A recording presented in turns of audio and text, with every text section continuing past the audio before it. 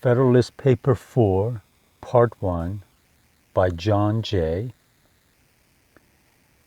My last paper assigned several reasons why the safety of the people would be best secured by union against the danger it may be exposed to by just causes of war given to other nations. And those reasons show that such causes would not only be more rarely given, but would also be more easily accommodated by a national government than either by the state governments or the proposed little confederacies. But the safety of the people of America against dangers from foreign force depends not only on their forbearing to give just causes of war to other nations, but also on their placing and continuing themselves in such a situation as not to invite hostility or insult. For it need not be observed that there are pretended as well as just causes of war. It is too true, however disgraceful it may be to human nature, that nations in general will make war whenever they have a prospect of getting anything by it. Nay, that absolute monarchs will often make war when their nations are to get nothing by it, but for purposes and objects merely personal, such as a thirst for military glory, revenge for personal affronts, ambition or private compacts to aggrandize or support their particular families or partisans. These and a variety of other motives which affect only the mind of the sovereign often lead him to engage in wars not sanctified by justice or the voice and interest of his people. But independent of these inducements to war, which are most prevalent in absolute monarchies, but which well deserve our attention, there are others which affect nations as often as kings, and some of them will on examination be found to grow out of our relative situation and circumstances. I have to show you something on the map that is important. I know this is blurry, but you can look it up online and look at the states. Okay, this is Georgia, South Carolina, North Carolina. This was Virginia, where Kentucky came separated from it. Okay. Now when you look at the current map, this is Kentucky. But back then, in 1790, it was part of Virginia. And this is Pennsylvania, New York, on and on. Here in our paper, it's going to talk about Mississippi River and St. Lawrence River.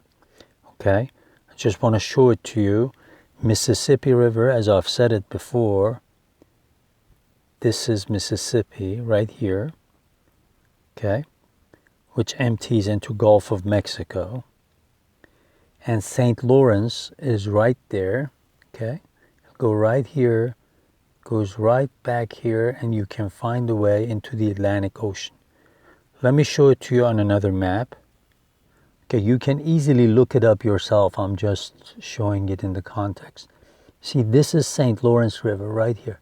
See, it goes right through here, and all the way back here, you can come to the Atlantic Ocean.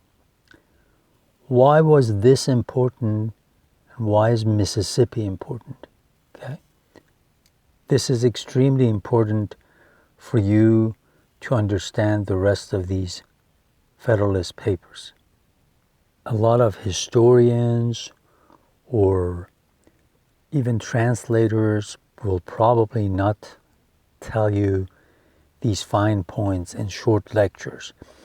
See, if you're an American and in 1787, 1788, you're living right by here, as you get these lands, okay, after the Treaty of Peace, after you get the peace treaty with Britain, you expect a lot of the people here to start moving this way into the newly gained lands. These blue areas, these are territories that now belong to the United States after the Revolutionary War. So these people are going to move this way and create new states over here. And for them to do commerce, because it is so difficult to move stuff, to sell your things, to carry them from here on the ground, on land, all the way to the east side, to sell it to the population that live here or to export it, it is going to be terribly difficult on land, because all you have is carriages and carts and horses and cows. Okay? They don't have any cars, they don't have any roads, nothing like that. So the best thing to do, the best way to ship things, the best way to send things is on water, by boats. So it was very important for United States, and especially for the territories that were going to be new states, for these people to have access to Mississippi River so that they can send their stuff down the river and maybe on a ship all the way over here, or from St. Lawrence River, if they're living right up here, from St. Lawrence River all the way back that way, and sell it to people either on this side or sell it to Europe. So control of these two rivers is going to be very important, or at least being able to navigate on it. It's going to be very important. Non-Farsi. احتمالا متوجه شدید چی گفتم، ولی این یه تیکه چون خیلی مهمه احتمال قوی مترجما یا نمیتونن بگن، یا اگه بشینید سر کلاسی تاریخی و اینا، اگه حتی استاده بدونه احتمال داره اینو زیاد بهش تکیه نکنه. ببینید این مردم آمریکا که یواش یواش میمدن غرب، این جایی که آبی رنگ هست اینا تریتوریه ولی زمینای آمریکا شده. اینا رو یواش یواش از توش ایالت در میارن. مثلا اینجا میشه ایالت تنسی، اینجا میشه آلاباما و میسیسیپی، اینجا میشه اوهایو، ایندیانا، ویسکانسین، میشیگان، ایلینوی. خب این مردم جنساشونو که با عراب و اینا نمیتونن بفرستن این همه راه اونجا. شما رو نقشه نگاه بکنید، این الان از خود اروپا بزرگتره، همین یه منطقه. این بخوان روی زمینی بفرستن، اصلا خرجشو نمیدونم، تازه اگه جنسی رو که دارن خراب نشه و این برنامه روزها، هفته ها، ماه ها طول میکشه تا برسه اونجا. پس خیلی براشون مهمه که این بتونن تو این رودخونه میسیسیپی با قایق و کشتی اجناسشون رو بیارن اینجا و از نظر اقیانوس، از طرف اقیانوس، یا بفرستن شرق آمریکا یا بفرستن اروپا. و همچنین اینایی که این شمال زندگی میکردن اینجا هم از سنت لورنس ریور استفاده بکنن. خب پس این یه تیکه رو خیلی مهمه به خاطر داشته باشید. هر وقت حرف از رودخونه میسیسیپی مثلا میشه، کمتر از سنت لورنس حرف میزنن. خب ولی میسیسیپی رو زیاد میگن. بدونید به خاطر اینه که میخوان حالتی باشه که هم مردمشون بتونن برن اونور آمریکا راحت، هم اجناسشون و کالاهاشون رو بفروشن، بخرن تجارت بکنن. این یه تیکه رو خیلی مهمه که به خاطر داشته باشید.